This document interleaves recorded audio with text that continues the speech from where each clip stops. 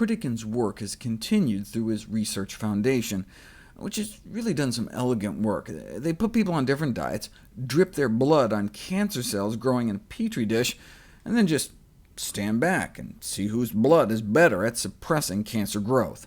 They were among the ones that published that study showing the blood of those on a vegan diet was dramatically less hospitable to cancer.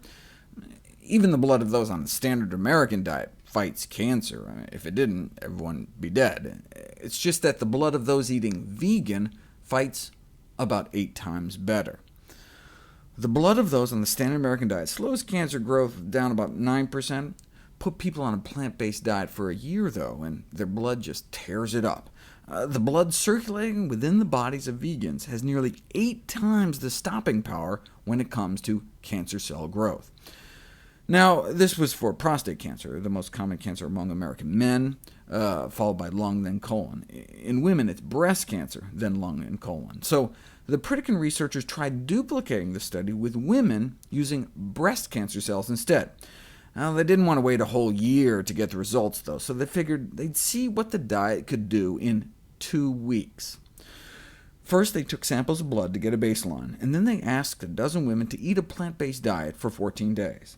Then they took a second sample of blood from those same women at the end of the 2 weeks, so they'd kind of serve as their own controls. Now, it was time to pit breast cancer cells against the defenses of these women before and after eating healthy.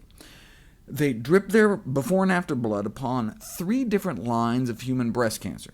For example, MCF7 stands for Michigan Cancer Foundation. It's a estrogen receptor-positive invasive ductal carcinoma, taken from a 69-year-old Caucasian woman, Sister Catherine Francis, a nun in the convent of the Immaculate Heart of Mary in Monroe, Michigan.